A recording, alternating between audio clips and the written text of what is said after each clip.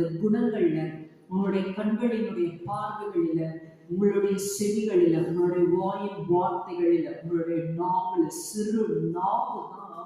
அதைத்தான் கர்த்தர் சொல்லுகிறார், சிறு நெருப்பு பொறில காட்டை கொழுந்துங்கிறது போல நம்மளுடைய நாவலிருந்து பிரவேசிக்கிற ஒவ்வொரு வார்த்தையும் எப்படி இருக்கிறது?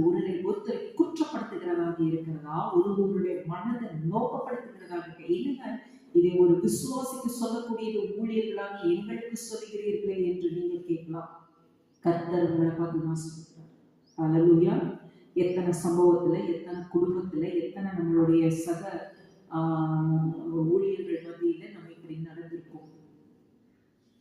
எல்லா இடத்திலும் கண்ணியத்தை காப்பாற்ற வேண்டும் என்கிறது நம்மளுடைய தலையாய கடமை. ஹல்லேலூயா.